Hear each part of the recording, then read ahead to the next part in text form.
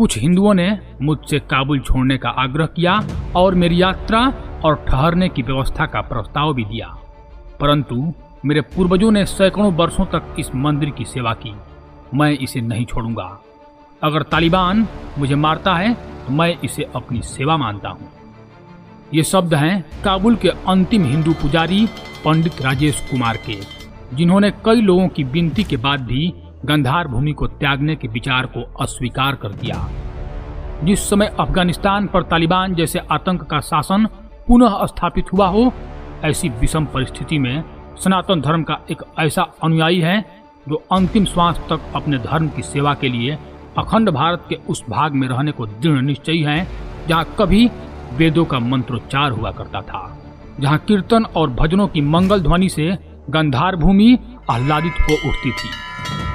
लेकिन ऐसा क्या है कि पंडित राजेश कुमार अब भी गंधार भूमि को त्यागना उचित नहीं समझते हैं? आधुनिक अफगानिस्तान में ऐसी कौन सी संस्कृति के अवशेष हैं जिसकी रक्षा हेतु राजेश कुमार जैसे दृढ़ निश्चयी सेवक आज भी वहां विद्यमान हैं? आज मैं आपको अफगानिस्तान की धरती के उस गौरवशाली इतिहास के बारे में बताऊंगा जब सनातन धर्म की महिमा विद्यमान थी। तब आतंक का नहीं, धर्म का शासन व्याप्त था। लेकिन इससे पहले आप यह जान लें कि अफगानिस्तान में हिंदू सिर्फ नाम के रह गए हैं। हिंदुओं और सिखों को मुस्लिमों की तरह दिखने, उनकी तरह कपड़े पहनने को मजबूर किया जा रहा है। अफगानिस्तान की राजधानी काबुल में भी सिखों की संख्या बहुत कम रह गई है। काबुल में रहने वाली फरी कौर का कहना है कि मैं अपने मन से कहीं भी बाहर नहीं जा सकती। जब मैं बाहर जाती हूँ तब मुझे मुस्लिमों की तरह कपड़े पहनने के लिए मजबूर किया जाता है। तालिबान नहीं चाहता कि मैं सिख की तरह दिखूं। आपको तो पता ही है कि शुरुआत में अफगानिस्तान देश में सिर्फ हिंदू ही रहते थे। साल 1970 में अफगानिस्तान में हिंदुओं की जनसंख्या 7 लाख थी, लेकिन 2021 में यह घटकर मात्र 30 या 40 रह गई है। यही हाल सिखों का भी है। मतलब अफगानिस्तान से हिंदू धर्म अब विलुप्त हो गया है। इतना महान सनातन धर्म जिस पर हजारों आक्रमण हुए, फिर भी जनसंख्या में दुनिया का तीसरा सबसे बड़ा धर्म आज भी है। लेकिन यह धर्म अफगानिस्तान से विलुप्त कैसे हो गया? यदि आप यह बात समझ जाएंगे तो मुझे लगता है कि आने वाले समय में हिंदुस्तान के किसी भी राज्य में सनातन धर्म का प्रभाव कभी कम नहीं होगा।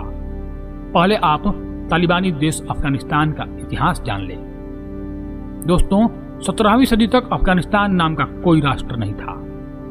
अफगानिस्तान का नाम विशेष प्रचलन में अहमद शाह दुर्रानी के शासनकाल 1747 से 1773 में ही हुआ था। इसके पूर्व अफगानिस्तान को आर्याना, आर्यानुम्न, बीजू, पख्तिया, खुरासान, पश्तूनख्वा और रोह आदि नामों से पुकारा जाता था।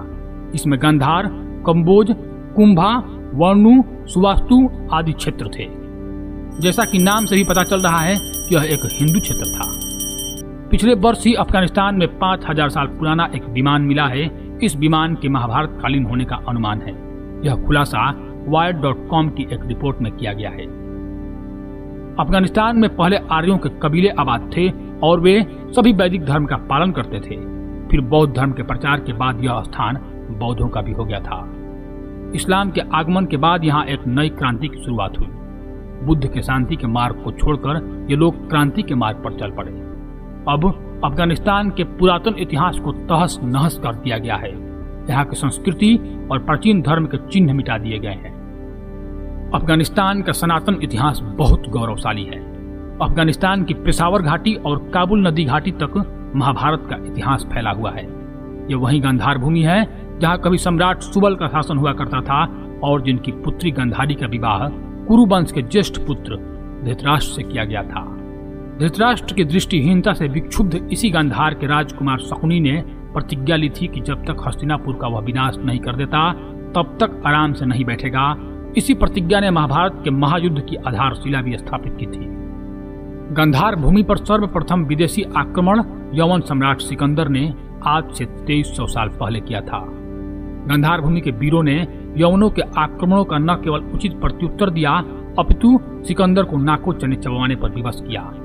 आज जो यूसुफजई पश्तून हैं वे उस युग के वीर कम्बोज क्षत्रिय हुआ करते थे जिन्होंने सिकंदर और उसकी यवन सेना के आक्रमण का प्रतिघात किया था। इन्हें अश्वक क्षत्रियों के नाम से भी संबोधित किया जाता था। सनातन धर्म की महिमा गांधार भूमि में चहुं ओर व्याप्त थी। या उन्होंने अनेक आक्रमण किए, परंतु हर आक्रमण का प्रतिघात हमारे शूरवीरों ने वीरता से दिया।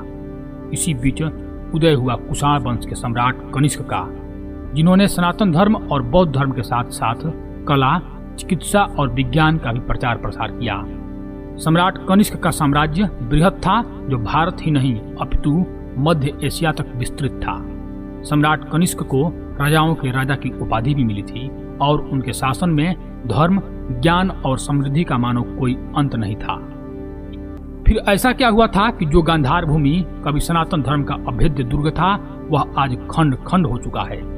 ऐसा क्या हुआ कि आज सनातन धर्म की रक्षा के लिए मात्र 1 या 2 ही अनुयायी समूचे अफगानिस्तान में शेष रह गए हैं। इसका कारण एक ही है, इस्लामिक आक्रांताओं का निरंतर आक्रमण। गांधार भूमि के लिए आक्रमण कोई नया बात नहीं था, परंतु ये इस्लामिक शत्रु पहले के शत्रुओं जैसे नहीं थे।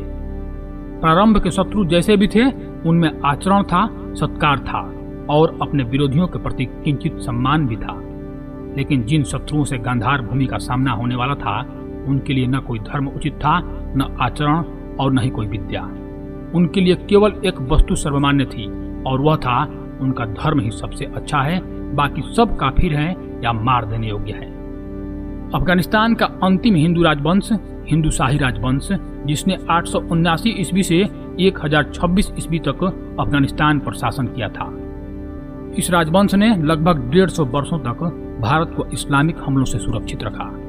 इस वंश का अंतिम प्रतापी शासक जयपाल थे। 1001 ईस्वी में इन्होंने गजनी पर आक्रमण किया, लेकिन अचानक गजनी का मौसम खराब हो जाने के कारण जयपाल की सेना के हाथी बिगड़ गए और वापस जयपाल की सेना को कुचलने लगे। इस कारण गजनी का शासक मोहम्मद गजनवी भारी पड़ने लगा और अंत में जयपाल को वापस लौटना पड़ा। इसके बाद लगभग 1025 ईस्वी में मोहम्मद गजनी ने जयपाल पर आक्रमण किया। जयपाल बहुत वीरता से लड़े, पर कम सैन्य बल होने के कारण हार गए।